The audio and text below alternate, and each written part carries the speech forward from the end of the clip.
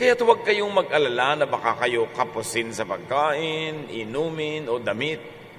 Hindi ba na mga hentil lang na babahala tungkol sa mga bagay na ito? Alam ng inyong Ama na nasa langit na kailangan ninyo ang lahat ng ito. Ngunit ang higit sa lahat ay bigyang halaga ninyo ang kaharian ng Diyos at ang pamumuhay ng ayon sa kanyang kalooban, at ibibigay niya sa inyo ang lahat ng mga bagay na ito. Kaya nga, huwag ninyong alalahanin ang bukas, sapagkat ang bukas ang mag-aalala sa sarili niya. Sapat na ang inyong mga suliranin sa bawat araw. Napakaganda, napakasimple, pero bakit hindi maipamuhay ng makararaming tao? Kung nakakatakot ang kinabukasan, dapat sana nanakot si Jesus. Kung talagang nakakabahala ang darating pa, dapat magbigay siya ng babala. Pero baligtad. Ang katuroan ni Jesus ay tungkol sa pagiging payapa, pananalig, at huwag maging mabalisa at mag-alala. Matthew 6:25, balik-balikan natin isa-isa. I tell you not to worry about your life. Don't worry about having something to eat, drink, or wear. Isn't life more than food or clothing? Kung kayo'y 5 taon na, mag-aalala pa kayo, 5 taon na nga kayo nabuhay. 10 taon, 15, 30, 50, 60 taon, nag-aalala pa kayo na magutom. Buhay nga kayo ng nakaraang 60 taon. Ang dami na nating dinaan ng mga bagyo, mga gyera at kung ano-ano, buhay pa nga kayo. Lalo na kung 80, 90 na, ang haba-haba na ng panahon na napatunayan ng Diyos na inaalagaan kayo, doon pa kayo mag-aalala. Mag-aalala pa kayo kung ano-ano mangyari, mga dilubyo, ang haba na nga ng buhay Kaya mas humahaba ang buhay ng tao, mas dapat hindi mas mapag-alala kasi napapatunayan na natin kung gaano katapat ang Diyos. Do not worry about your life, sabi ni Jesus. And technically, He was really saying, do not worry about your basic needs. Ang halimbawa niya ay inumin, pagkain, damit, basic needs. Food, shelter, clothing, drink. Sabi niya, sapat ang pagpapala ng Ama para sa lahat ng tao. Kinukulang lang yung iba dahil siguro ay nasa maling lugar, wrong timing, o yung iba sobrang kumakamkam, nauubusan na tuloy yung iba. Pero there is enough for everybody kung ang lahat ay mamumuhay lang ng ayon sa turo ng Diyos. At ang malalim na kahulugan ni Jesus John, life is much more than about basic needs. Hindi kayo nabubuhay lang para kumain, uminom, magdamit. Kayo'y kumakain, umiinom, nagdadamit para mabuhay ng lubos. Kaya napakaganda nung sinasabi natin sa Tagalog, mabuhay. Hindi lang ibig sabihin na huminga ka, kundi punuin mo ng kulay, ng saya, ng tugtog, ng ligaya, ng kahulugan, ng kabuluhan, ang iyong buhay. Live your life today and live tomorrow up to God. Yun ang sabi ni Jesus. Ang atupagin mo ay yung mabuhay ka ngayong minutong ito, oras na ito. At kung gusto mong habaan, ngayong araw na ito. Pero yung bukas, nasa kamay pa yun ng Diyos. Wala pa yun sa kamay mo, huwag mong problemahin. At pagka hinati-hati natin ang mga suliranin, mga pangangailangan ng buhay into yearly, monthly, weekly, daily. Yung daily, yung ngayon, hindi naman kayo mag-aalala Sigurado namang hindi kayo mamamatay sa gutom ngayon. Kung ngayong araw lang na ito ang inyong iisipin. Kahit nga hindi kayo kumain maghapon, hindi ka rin kayo mamamatay. Napatunayan na ng siyensya na kung ilang araw ka mabubuhay, basta umiinom ka lang ng ilang patak na tubig. So hindi ka pwedeng mamatay ngayon sa gutom. So huwag malalahanin nyo ngayon. Paano po yung next year? Ang layo pa nun Sabi nga ni Jesus, ang problemahin mo lang yung today para ka sumaya. Ngayon gusto mo lumungkot. Isipin mo kung anong iluluto mo sa January 15, 2024. Meron ka bang magiging pangluto? May kalan? May tao ba? Meron bang ingredients? Bukas ba ang palengke? Gusto mong malungkot? Isipin mo yun. Pero kung iisipin mo lang yun today, sasaya ka naman eh. Kasi pwede ka pang mabuhay today. Matthew 6:26, look at the birds in the sky. Alam niyo yung birds, sa matandang kultura ng Israel, walang halaga. Kaya yun ang ginawang example ni Jesus. Economically, wala silang halaga. Hindi sila pinapahalagahan. Look at the birds in the sky. They don't plant or harvest. They don't even store grains in barns. Yet your Father in heaven takes care of them. Aren't you worth more than birds? Sabi niya, yung mga walang kakwenta-kwenta ang mga ibon, yung walang kakwenta-kwenta, pananaw ng mga tao nung araw, hindi yun pananaw ng Diyos. Wala pa nung araw na bird watching society, save the birds movement, walang ganun. Sa kanilang ibon, binabato-bato mo lang yan, ginaganon-ganon mo lang. So sabi niya, yung mga ibon nga na walang kakwenta-kwenta, sa tingin ninyo, pinapakain ng Ama, nagtatanim ba sila, nag-harvest? Wala silang ganun. Pero buhay sila. Kayo pa na marunong magtanim. Hindi ba kayo mas mahalaga sa Diyos kaysa mga ibon-ibon? Yan ang sinasabi ni Jesus. Hindi ibig sabihin walang halaga mga ibon sa Diyos.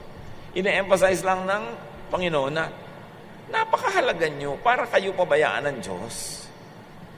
Bakit kayo nag-aalala?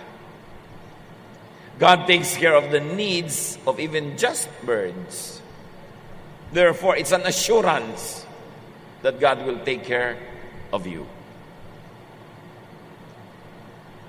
Matthew 6:27, can worry make you live longer? Napapahaba ba ng pag-aalala ang buhay? Baligtad nga eh, napapaiksi. Sa pag-aalala mo, nawawala ang iyong joy, bumababa ang iyong saya, bumababa ang iyong pangontra sa mga mikrobyo, ang iyong resistensya. At mahaba man ang araw, mahaba man ang buhay, pero kung pinuno mo ng pag-alala, mabuti pa iksian na lang. Kasi humahaba lang yung pagdurusa, kaya nagmumukha tuloy maiksi ang buhay pag pinupuno ng pag-alala. Worry, according to Jesus, can't make you live longer. Quantitatively, it cannot make you live longer. Qualitatively, worry can't add to the quality and quantity of your life. Walang idadagdag na haba in terms of number of years at walang idadagdag na taas o lalim o lawak in terms of enjoyment kahit ka nag-aalala. So wala ka talagang benefit sa pag-aalala. Walang pakinabang ang pag-iisip, ang takot at pag-aalala. Matthew 6:28-30, why worry about clothes? Look how the wildflowers grow. O eto na naman ang walang kakwenta-kwenta sa kanila nung araw. Mga damong parang, mga non-agricultural plants. Yung tumutubo lang, nandun lang, hindi tinatanim, at sa tingin nila hindi pinapakinabangan. They don't work hard to make clothes. But I tell you that Solomon, with all his wealth, wasn't as well clothed as one of them. God gives such beauty to everything that grows in the fields, even though it is here today and thrown into a fire tomorrow. He will surely do even more for you. Why do you have such little faith? Sabihan ng mga damo, buhay lang sa sandali. Pagkatapos, pinuputol, ginagatong, sinisigan lang. Pero si Solomon, sa kanyang kayamanan, hindi nakapagbihis tulad ng ganitong mga bulaklak sa gaganda. Kayo pa, higit naman kayo kaysa sa damo. Ang ganda ng mga example ni Jesus.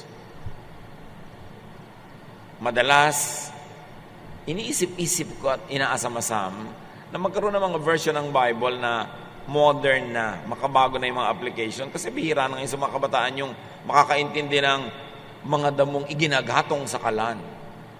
Mami, ano yon? Iginagatong. Ganun.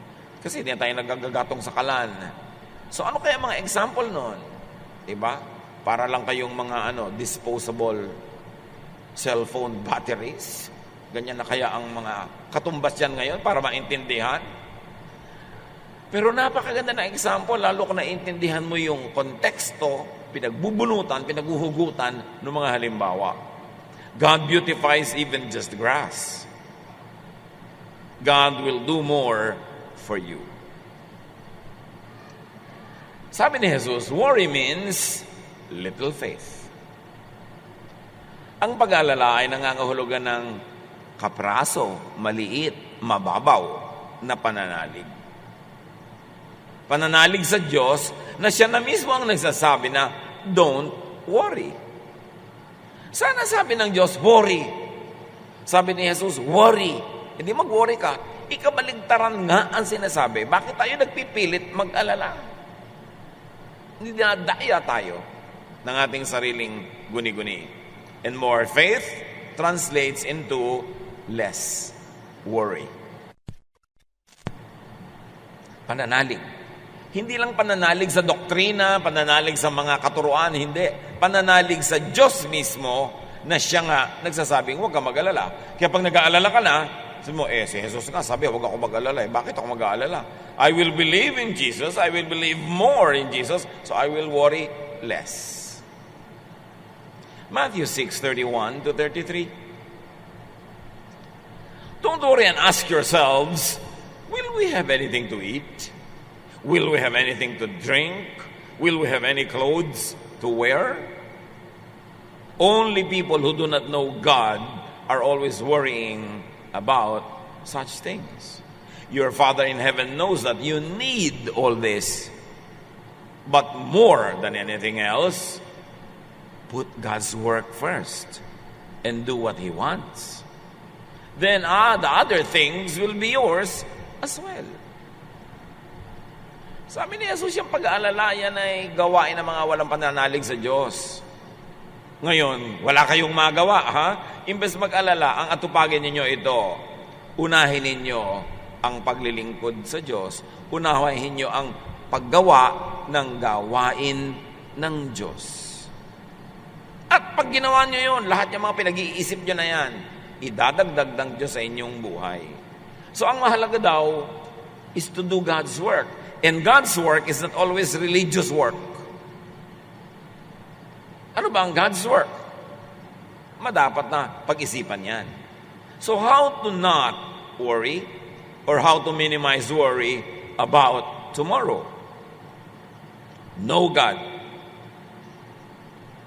Know God more. Do not labor to know beyond what God wants you to know. Katulad ng future. Lagi may nagtatanong kay Jesus, kailan po ba ang inyong pagbabalik? Kailan ba ang katapusan ng daigdig? Bla, bla, bla. Sabi ni Jesus, hindi yan para sa akin sabihin at hindi ko nga yan alam. Mga anghel sa langit, hindi rin yan alam. Ama lang ang may alam. At kung hindi ko alam, hindi alam ng mga anghel, hindi nyo alam, bakit nyo pinipilit alamin? Kung mahalagang malaman, ipapaalam. Kaya hindi pinapaalam kasi hindi mahalagang malaman yan ngayon. Nakita nyo yun? Ang sinasabi ni Jesus, unahin nyo ang gawain ng Panginoon sa inyong buhay at huwag nyo atupaging malaman yung mga malayo pa. Hindi yan para sa inyo. Hindi yan para nyo pag-isipan. Hindi yan para laging ikatakot, alalahanin, kailan ba magwawakas ang mundo, magugulaw ang daigdig, kailan ba kayo muling babalik. Sabi niya, not the angels, not even the Son knows, only the Father knows. And if it's only the Father, ikaw ba ang Ama? Hindi po. Ba't mo inaalam? Ba't di ka manahimik? Ang atupagin mo yung buhay mo ngayon. Nilinis mo ba ang bahay nyo ngayon? Nakipagkaibigan ka ba sa mga kaaway mo? Nakipagkasundo ka ba sa membro ng iyong pamilya? Naglilingkod ka ba sa kapwa? Yan ang atupagin mo, huwag yung gunaw ng mundo. Problema yun ng Diyos. In fact, baka nga ang pagkakaunawa ng marami sa gunaw ng mundo, iba naman. Sa tinutukoy ng Diyos, baka lihes kaya nakakatakot isipin. Kasi dapat hindi nakakatakot ang lahat ng plano ng Diyos. Kasi kung plano ng Diyos, maganda yun. Pero bakit ka natatakot kung plano yun ng Diyos? Malamang na mali ang pagkakaintindi ng marami tungkol sa end of the world. Hindi kasi dapat nakakatakot yun, dapat nakaka-excite. Bakit nakaka-excite? Because it's God's project. Pero panakot yan, siyempre, pinakamalaking panakot ng relihiyon yung mga impyerno, yung mga end of the world, kasi napakadaling kontrolin ng mga taong takot. Pero si Jesus hindi nananakot. Sabi niya, huwag niyo isipin yung mga yan. Kung mahalaga talagang malaman, dapat ipinapaisip sa atin. So take it from Jesus. Sabi niya, huwag niyong isipin. May alam siya na hindi natin alam. At ang alam niya, hindi yun dapat katakutan at ipag-alala. Think about that. Alam ni Jesus ang kinabukasan. Dapat puro warning ang binigay niya at puro pananakot. Hindi. Sabi niya, have peace. Manahimik kayo. Don't worry about it. Alam ng Diyos ang pangangailangan nyo. Alam ng Ama, pangangailangan nyo rito at sa kabilang buhay. Sabi niya, in my Father's house are many rooms. I'm going there and prepare a place for you. So dapat mo ang asamin na mawasak na at magunaw ang mundo para malipat ka na dun sa room na yon. Bakit puro takot? Ano man ang ibig sabihin ng gunaw na yon, malamang hindi yun yung nakikita nyo lagi sa pelikula na ginagawa ng Hollywood. Alam nyo naman ang Hollywood, kumikita basta nakakatakot. Pati mga pateng, diba? Matatalino, naglalakad pa sa lupa para kainin ka habang nasa bahay mo. Pag nagpapaniwala ka dyan sa Hollywood, lagi may mga alien na darating at ililigtas ka ni Superman. At ang buong mundo ay walang iba kundi New York City. Nakita nyo na ba ang Baliwag Bulacan sa end of the world ng mga pelikula galing dyan sa Hollywood? Nakita nyo ba ang Baknotan La Union? Nakita nyo ba ang Matnog Sorsogon? No, it's always Los Angeles or New York. Pinaglololoko tayo niyang Hollywood. Kaya puro end of the world, puro alien invasion. Tapos panood ka ng panood. Dapat si Jesus ang pakinggan mo, hindi Hollywood. At si Jesus ang pakinggan mo, hindi lang ang mga simbahan, ang mga relihiyon na laging tumutubo at tumatabo ng pera pag nananakot sa mga tao.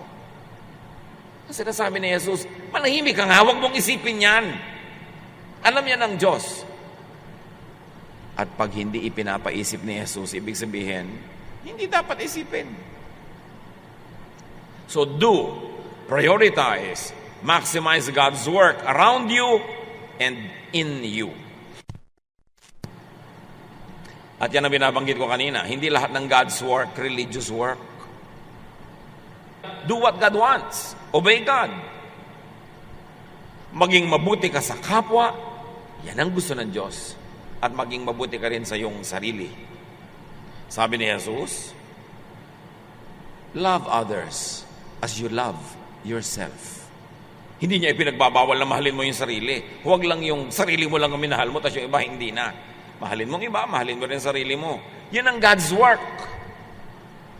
Turuan kang manahimik, turuan kang magbigay sa kapwa. At sinasabi ni Jesus, yung mga dumalaw sa mga preso, yung mga nagpakain sa mga gutom, dumalaw sa mga mahihirap, nagbigay ng damit sa mga giniginaw, yan ang makakarating sa kaharian ng Diyos. Wala naman sinabing religious membership. Yung mababait sa kapwa, yun ang gumagawa ng gawain ng Diyos. Hindi lahat ng gawain ng Diyos ay religious. Marami pang ang religious work na hindi gawain ng Diyos. Tulad ng maghusga, magtiwalag ng kapwa, magtakwil, mag-judge, to feel self-righteous. Hindi gawain niya ng Diyos, pero gawain niya ng religion. Dapat mag-mature na ang mga mananampalataya. Mapili nyo na sa isip yan, papaghiwalay kung ano ang gawain ng Diyos at kung ano ang religious work lamang na hindi naman pala gawain ng Diyos. At pagka naintindihan mo kung ibig sabihin ng gawain ng Panginoon, yung katuruan ni Jesus na magtiwala ka, magmahal ka sa kapwa, ipagtiwala mo ang future sa Diyos, 90% ng mga takot na yun, mawawala eh. Kaya lang naman nagbabait-baitan yung iba sa takot sa impyerno, sa takot na mapalo, maparusahan. Kaya kahit ang bait-bait mo kunwari, guilty ka pa rin dahil alam mo namang hindi totoo ang marami doon. Pero pag naintindihan mo yung walang hanggang pagpapatawad ng Diyos, walang patakarang pagtanggap, pag-ibig, doon ka mapapanatag. Kasi una, matatanggap mo yung sarili at malalaman mong tinatanggap ka ng Diyos kahit kulang-kulang at giba-giba ka. At matutunan mo rin tanggapin ang kapwa. Dun pa lang magkakaroon ng kapayapaan. Habang ang umiiral sa atin ay pagtakwil sa kapwa at pagtakwil sa sarili at pagkukunwari at pagbabalat kayo at pagpipretend na hindi naman talaga tayo yon pero yun ang pinapamukha natin sa tao, walang kapayapaan doon. Kaya matatahimik ka lang pag tinanggap mong ano man ako, ganito lang man ako, mahal ako ng Diyos, pinapatawad, nililinis, at ganun din ang gagawin ko sa kapwa ko. Papatawarin ko rin at kung matutulungan ko siyang mag-self-cleansing without me being judgmental and oppressive, I will do it. I will clothe the naked, I will feed the hungry, I will be good to the people around me, I will take care of the planet. Yun ang unang utos kila Eva at Adan. Manage the garden. Yun ang kingdom of God. Hindi yun nadadaan sa mga religious ritual. Kasi ang dami mga relihiyoso nga, gulong-gulo rin ang isip. Para rin may nakatirang impacto sa loob ng utak kahit simba na simba. Kasi hindi naiintindihan ang ibig sabihin ng kingdom of God. That the kingdom of God is not a congregation, it's not a religion, that the kingdom of God is not a place beyond the clouds, but the kingdom of God is a mindset. It's the way you think. It's how God rules your life every day. Kung paano ka tinatablan ng pag-ibig ng Diyos na lumalampas at umaapaw na naiibig mo rin ang iyong kapwa is the kingdom of God. Yung pagtitiwala sa Diyos sa mga bagay na hindi mo naman kayang kontrolin is the kingdom of God. Yung pananalig sa mga bagay na hindi mo maunawa at hindi mo masolve is the kingdom of God. At yung pag-unawa sa kapwa, hindi lang pang-ibabaw, kundi malalim, nauunawa mo, natatanggap mo, is the kingdom of God. That is the kingdom of God na itinuro ni Jesus. Hindi religious formula, hindi religious ritual, but a state of mind. That's why your body is the temple of the Holy Spirit. And that part of the body is really the brain. Na pag doon nakatira si Jesus, pagka ang mga katuroan ni Jesus ang siyang umiiral sa paraan natin pag-iisip, sabi ni Jesus, the kingdom has come upon you. So prioritize, maximize God's work. Very important to do, to prioritize, to maximize God's work around you and in you. Obey God, and the result will be, you will have all you need. You will have all that you worry about, plus, and more. Or, even if you didn't get everything you wanted, because there's a change in your heart, a change in your thinking, you will need less. Sino bang mayaman? Yung maraming need at maraming kayamanan pero kulang pa rin, o yung konti lang ang need, so madaling sumaya? Yang pagyaman ay hindi nakukuha sa pagdami ng ari-arian. Ang pagyaman talaga ay nakukuha sa pag-unti at pag-unti ng pangangailangan. When you need less, you are rich. But even if you had a lot of money but you need so much, you're always poor. You will always be miserable. Wealth is not how much you have. Wealth is how much you don't need. And in that case, maraming pwedeng yumaman kahit walang pera. At maraming pwedeng manatiling dukha kahit mapera. Ang katuruan ni Jesus, pagpapalit ng pag-iisip, hindi pagsunod sa mga ritual, hindi mga gawain na panlabas. It's a change of mind.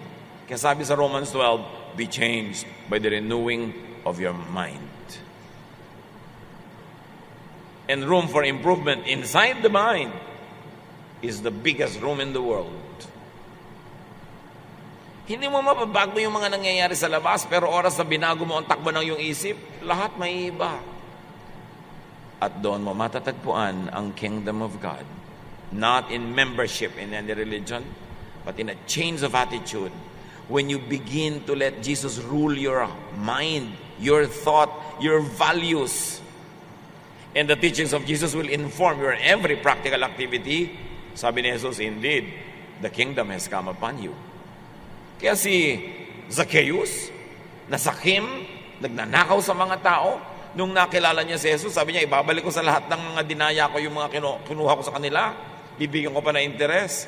Kalahati ng kayamanan ko, ibibigay ko pa sa mahihirap. Sabi ni Jesus, indeed, salvation has come to this house.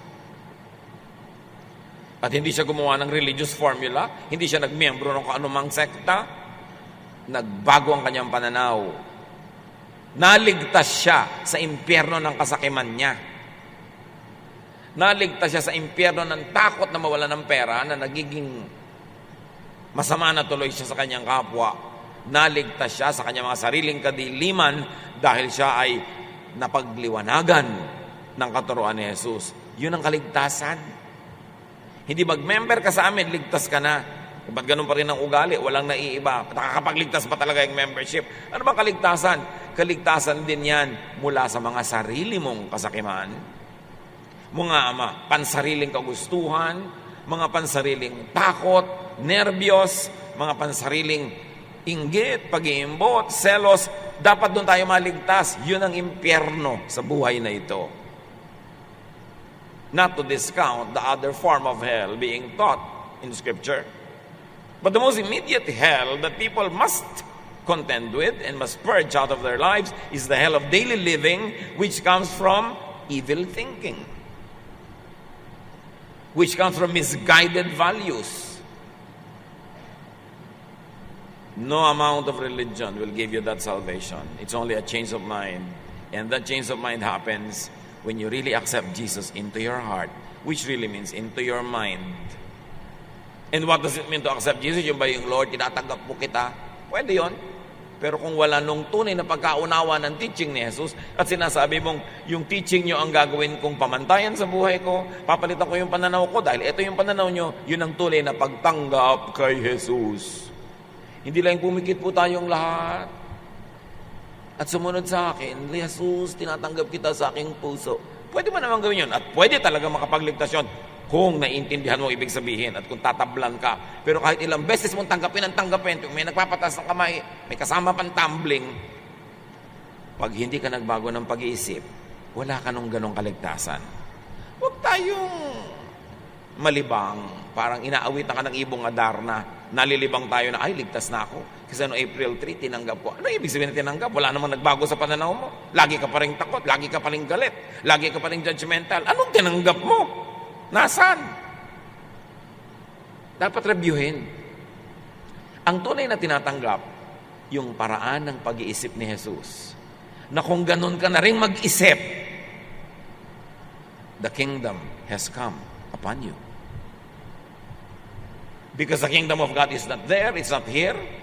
Sabi nga ni Jesus, the kingdom of God is not there. Huwag niyo sabihin, susunod kayo pag may sabing, ayun, ang tagapagligtas, nasa labas, nasa gubat, nandito, nandun. Huwag kayong sumunod. Sabi niya, the kingdom of God is not here nor there. The kingdom of God is within you.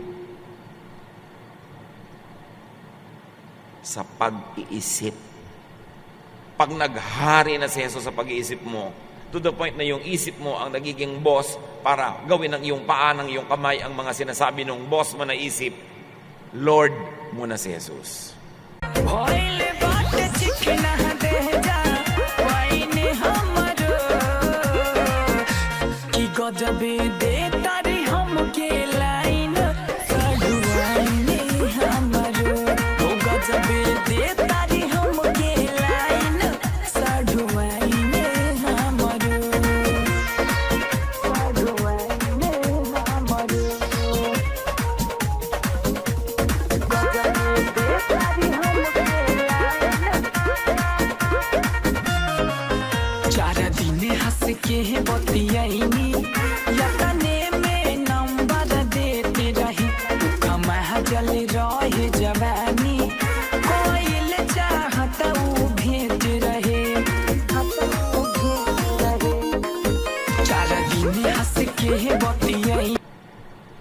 Pero yung mga Lord, Jesus is my Lord, Jesus is my Lord. Pagkatapos sinasabi niya, have peace, hindi ka peaceful. Sinong Lord nun? Hindi siya. True spirituality happens when people change the way they think. Let God change the way you think. Kasi kahit bihisan mo ang sarili mo ng mga religious clothes, dalhin mo ang pinakamalalaking version ng Bible, pag ganun pa rin ang pag-iisip mo, matatakotin, mapagduda, mainggitin, sakim, hindi ka pinaghaharian ng Diyos. Do not be deceived. A change of heart. At sabi ni Jesus sa Matthew 6:34, don't worry about tomorrow. It will take care of itself. You have enough to worry about today. Kung nakakatakot ang end of the world, sabi sa ganun niya, sinabi dapat ni Jesus, araw-araw isipin nyo yan. Matakot kayo. Mag-alala kayo. Dapat yun. Eh sabi niya, don't worry about tomorrow. May alam si Jesus na hindi natin alam. At ano yon? Na hindi nakakatakot ang bukas. Kasi kung nakakatakot, edi dapat tinakot tayo. Huwag nyo isipin yun. Ang isipin nyo yung ngayon. Yung bukas, nasa kamay yun ng Diyos. At lagi nga natin sinasabi, you don't know what the future holds, but you know who holds the future. God holds the future. At hindi ka damo, hindi ka ibon, tao ka na nilikha ng Diyos, mahal ka, so hindi mo dapat alalahanin yun. Ang isipin mo ngayon, paano ka magiging mapagmahal? Paano mo tatanggapin ang pagmamahal ng iba? Paano ka magiging mabuti sa kapwa?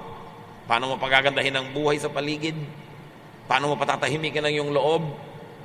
Then, the kingdom of God is already in you kahit nandiyan ka pa sa katawan na yan. So, focus on, attend to present needs and projects. Like, plant today.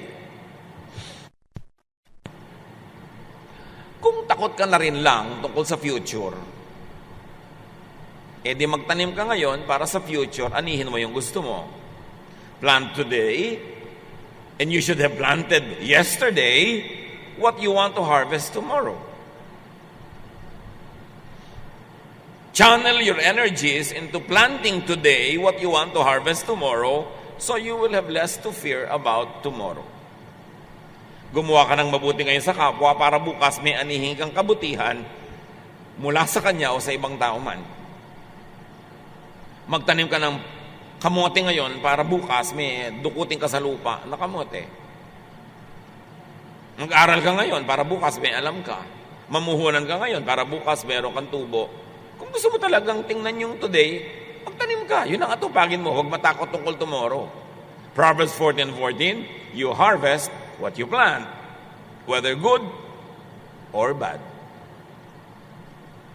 So plant today what you want to harvest tomorrow. Work. Save. Invest. And allow others to do this. Kung meron naman kayong napipitas-pitas na prutas mula sa kapwa, huwag nyo namang araw-arawin, hayaan nyo naman siyang may mga bunga din na tumanda, maging magulang, para maitanim din niya at magkaroon siya ng ibang itatanim kinabukasan. Payagan nyo naman yung kapwa na medyo ipon-ipon. Huwag nyo laging talbusan. Hayaan natin yung ibang kapwa natin na makapag-invest naman.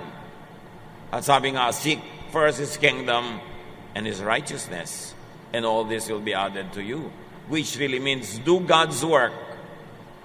And as we have said, it's not only religious or sectarian work.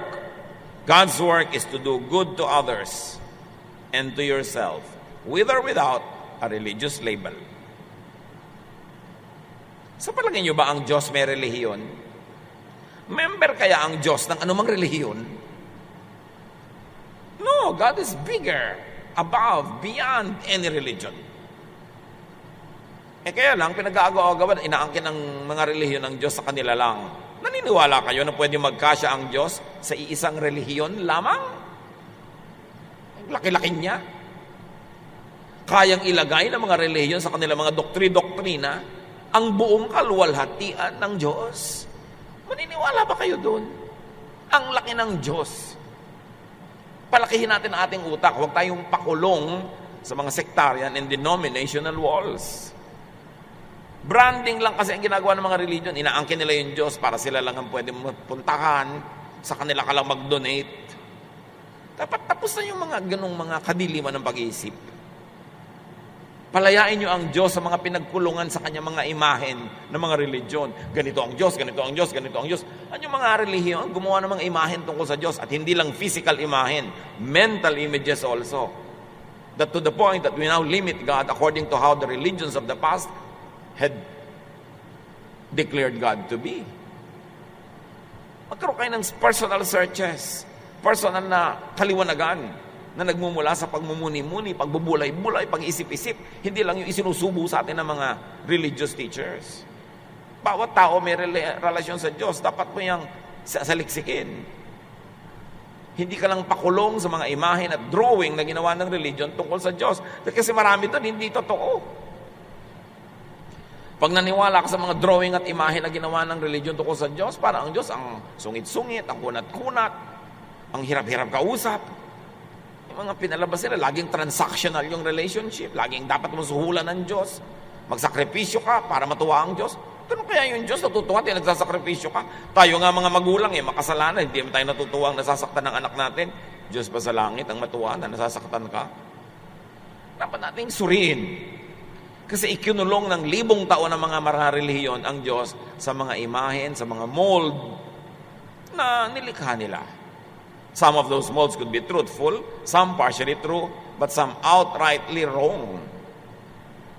Kaya si Jesus ipinadala ng Ama para ituwid ang mga baluktot na turo tungkol sa Ama, para itama ang mga mali, liwanagan ang mga madilim, at pabaitin ang Diyos na pinalupit ng religion.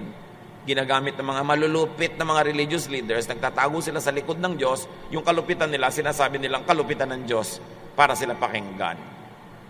Mabait ang Diyos. Mabuti. At yun ang Diyos na ipinakilala ni Jesus. Kaya dapat salain ang lahat sa pamamagitan ng katuruan ni Jesus. Kasi kung lahat naman pwede, ba't pa siya dumating? Salaan nga siya ngayon. Lahat ng hindi papasa sa salaan na ito, ilagay na sa history. Sabi ni Jesus, I came that you might have life. Ibig sabihin, walang life yung mga tao.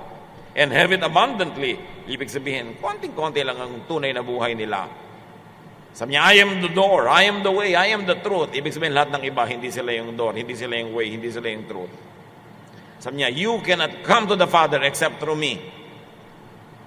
Anong ibig sabihin? Hindi mo mararanasan ang paghahari ng Diyos sa iyong isip, liban na lang mag-isip ka tulad ng pag-iisip ko, liban na lamang na mag-isip ka tulad ng itinuturo ko sa iyong pag-iisip. Ako ang daan patungo sa Ama. Pag nag-isip ka tulad ng pag-iisip ko, pag itinuro-turo ko sa iyo, sinunod mo, mararanasan mo ang paghahari ng Ama sa iyong buhay. Ngayon, and in the future, you will have the kingdom of God. Yung iba naman, inangkin nila yon. I am the door, I am the way. No one comes to the Father except through me. Bigla na ngayong religion namin yan. Religion namin ang door, religion namin ang way, religion namin ang tanging paraan sa Jesus. Pag hindi ka naging member namin, hindi ka pupunta sa Ama. Naniniwala kayo sa ganung pantasya? Nalilimitahan ng Diyos ang daan patungo sa Kanya sa isang religion lang. O, pag hindi kayo dumaan sa religion na yun, hindi kayo makakarating sa akin, sorry na lang kayo. Sa palagay nyo may ganun? Ano ba yung kingdom of God? Lugar na pupuntahan mo, may tunay na pinto. Pagka hindi binuksan nung may hawak ng susi, hindi ka makakapasok. Literal ba yon? O ang kingdom of God is the way you think, the way you feel, the way you look at life. And in the next life is another kingdom, at hindi yun ang business natin ngayon. Ang business natin ngayon is to have the kingdom of God in our hearts today.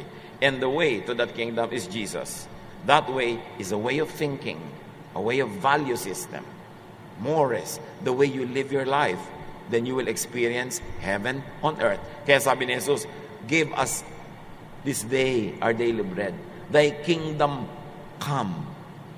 Hindi naman niya sinabi na, sabi ng mga disciples, teach us how to pray. Hindi naman sinabi ng prayer ni Jesus na, bring us to your kingdom beyond the clouds. Ang sabi ni Jesus, thy kingdom come. Thy will in heaven be done on earth. Ibig sabihin, ang kingdom of God na ibababa patungo sa lupa. And more importantly, na ilalagay sa loob ng isip. Habang ang itinuturo ng iba ay pumunta ka sa langit, ang sabi ni Jesus, idalangin niyo sa Ama na ibaba ang langit sa inyo. Maranasan nyo ang langit sa lupa. At yon ay yung langit between your two ears, your mind, the way you think. Kaya yung mga ibang tao, di ba? Laging natatakot, nag-aalala. Tapos yung kapatid niya, asawa niya, tulog na tulog. Magkaiba kasi sila mag-isip. Kaya iba mayroong peace, yung iba walang peace. It's really between your two ears. Because our brain is the biggest space ever. Ang mata nga natin, ang liliit pero nakakarating hanggang mga bituin, hanggang mga buwan, hanggang araw. Lalo na yung buong utak natin, ang laki nun. At pag doon mo itinira ang Diyos, tulad sa turo ni Jesus, you will experience heaven on earth. Thy kingdom come, thy will be done in my life as you would like it done in heaven. Yun ang Lord's Prayer. Palitan ang pag-iisip. Ipalit ang katuruan ni Jesus. Let your body and mind be God's kingdom. Let God's way inform, shape, and flavor your daily life. And in all this, rely on God. Sa pag-alala, natural lang. Natural lang na dumaan-daan yung pag-aalala, pero hindi natural na alagaan mo, patirahin sa buhay mo. Sabi ni Martin Luther, you cannot stop birds from flying over your heads, but you can stop them from nesting in your hair. Di mo mapipigil ang mga ibon na lumipad-lipad sa ibabaw ng ulo mo, pero pwede mo silang pigilan na magpugad sa buhok mo. So pag may dumadating na alalahanin, normal lang, pero huwag mong patagalin, itaboy mo agad. Tumatagal yan kasi hospitable ka. You're a good host. Pero pag itinaboy mo yan, hindi yan pwede magtagal. Resist the devil and he will flee from you. Laging iniisip natin yung devil, yung may sungay, may pakpak na itim, may dalang malaking tinidor, kahit wala namang ganun kalaking hotdog. Laging nalilisik ang mata, may mga kaliskis. That very devil could be the way you think. Sabi niya, resist the devil. Resist that negative thinking. Resist that fear. Resist that worry. Resist the devil and he will flee from you. Sa isip natin nagmumula ang lahat ng yan, mga tukso, mga ganyang bagay. Tayo nag-iisip yan. Kaya, ang pinakamagaling malupig ay ang lupigin mo ang iyong negative thinking. The biggest challenge is not to win a war against the world, but to win a war against your own negative, fearful, worrisome thinking. At pag nangyari yon, tatahimik ang buhay. Nasa isang bangka, si Jesus at ang kanyang mga disciples, may bagyo, sinisiklot-siklot ng alon ang kanilang sasakyan at pinapasok na ng tubig ang kanilang bangka. Group 1, worried na worried, takot na takot, mga disciples. Group 2, mag-isa si Jesus, tulog. The same situation around, pero magkaiba ang laman ng isip nila, kaya magkaiba yung lifestyle nila at that very moment. At sabi ni Jesus, nung ginising siya, ano ba kayo? Yan lang ginigising-gising niyo ako. Tumahimik yung tubig at dagat. Pero kailangan pa bang ipakita ni Jesus yung gano'n para tumahimik yung tubig at dagat? Kung tahimik si Jesus ang tatutulog, edi gayahin mo. Kasi kung nakakatakot ang sitwasyon, dapat nag-worry na siya eh. Hindi kasi natin ginagaya si Jesus kung sino-sino ang ginagaya natin. Katulad din sa pagtingin sa mga taong akala natin, iniisip natin makasalanan, masama, bla bla bla. Hindi naman si Jesus ang ginagaya natin eh. Kasi kung si Jesus magpapatawad, magmamahal, tatanggap, iba ang ginagaya natin. Kaya may impyerno tayo sa buhay. Dala-dala natin dito. This should be the kingdom of God, not the kingdom of the devil. Salain ng mga iniisip, itaboy ang mga ayaw ni Jesus. Kaya napakahalaga, kilalanin pa, alamin pa ang katuruan ni Jesus. Maraming Kristiyano, hindi si Jesus ang kilala. Kung sino-sinong karakter sa Bible ang sinusunod, hindi si Jesus. Kaya wala pa rin pagbabago sa buhay. Only Jesus lived the perfect life. Only Jesus is the true Son of God. Only Jesus is our Savior. So, apply Jesusness in everything. Filter every teaching through the teaching of Jesus, and you will have peace.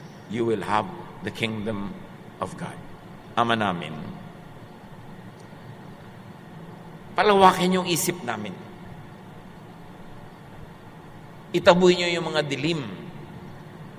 Papagliwanagan nyo po ang aming isip nang maunawa at maipamuhay namin kung anong ibig sabihin ng manalig kay Jesus, tanggapin si Jesus sa aming buhay. Lead us. Teach us. Pagbulay-bulayan natin ito sa mandali, mga kapatid. At yung mga mahiling mag-alala, lalo na ang mga napakahiling mag-alala, tablan naman tayo ng salita ng Diyos. Tablan tayo ng mga katuruan ni Jesus. Siya ang iluklok sa trono ng ating isip. Think about these things. Pray to the Father that the peace of Jesus will rule in your lives as His thinking becomes your way of thinking.